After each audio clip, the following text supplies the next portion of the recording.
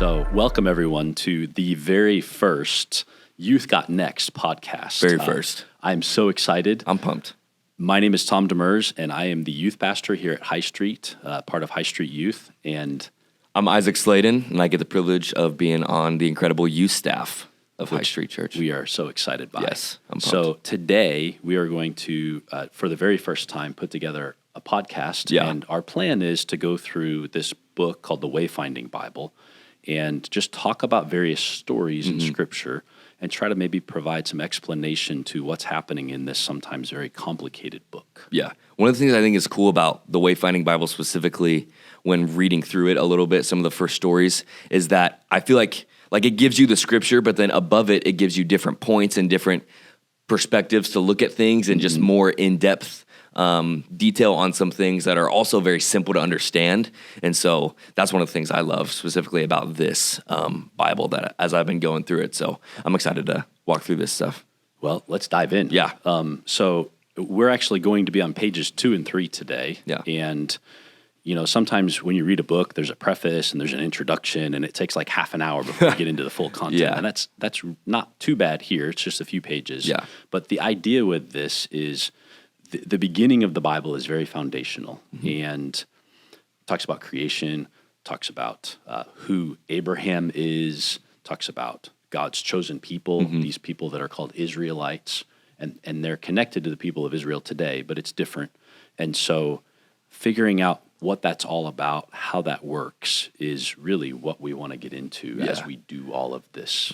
Yeah. And this, like looking at this is foundational for setting up everything else you're going to read and look at afterwards. Yes. And so knowing this and being able to okay, see, this is what God's, design was. This is what happens at the very beginning will help you be able to understand things better, give you a different perspective on how you look at the other verses and pages that we're going to go through in this. So this is very vital, but it's also really good info that you get right here. It's not like a boring type of, okay, here's the introduction. Like this is good. Like you can apply this to your life still.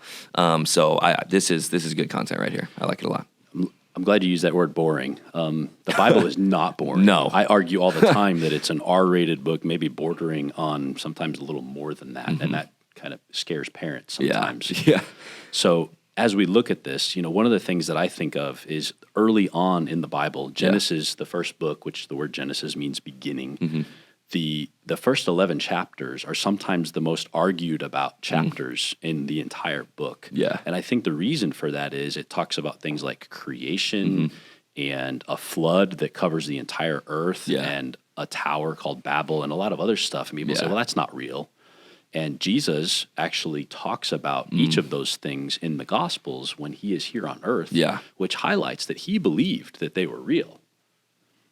Yeah, and I think I think it's easy to forget that Jesus talks about those things, and easy to forget that, things that happened in the Old Testament were mentioned a lot in the New Testament. And I've heard people say oh, the Old Testament, that doesn't apply to today. You don't really need that today. You can get so much from these stories, these families, these characters throughout the Bible and apply it to your life right now. It has real life answers to real life problems. And so, once again, I think it's important to know this and know that it can still be applied today, and that Jesus talked about it himself is really important to know. He did. For sure. And everything in the Bible points to Jesus. Yeah. This thing we call the Old Testament or covenant. It's a promise. It's a promise God made because this is God's book. It's his story. Yeah. And he is writing it out for us. Yeah. And very early on, we'll learn next week, we make a mess of things. Yeah. But he has a plan. He knows what he's going to do to make that better. And all the way through, he always has a plan. Yeah. Which I think is comforting for us. Oh, yeah. Because I have a plan, but it doesn't always work. Yeah. I feel like it's such a thing. It gives you so much hope, I think. Yes. And whenever you read certain stories, knowing, having that perspective, okay, everything is pointing to Jesus. This is who we're supposed to be following and shaping our lives around. That'll help you see a lot of different things, one, in your life differently, but also as you walk through the Bible and specifically this beginning and the Old Testament, it'll help you see those stories differently and in a new light and for the better. Honestly, having that perspective for sure is crucial. So this is just the start for us. Yeah. I think it's good for you to remember we've got a lot to talk about. It's a thick book, and there's a lot there. Yeah. And if you've never read through the Bible for yourself before, our goal is just to kind of take it high level and help you begin to see what is happening in all of it. So today, we've got 2 questions that I think we want people to consider. My question would be, what kind of plan do you think God has for the world, and more specifically for you? Yeah. Yeah, I think because I think that's something we've probably all thought about before.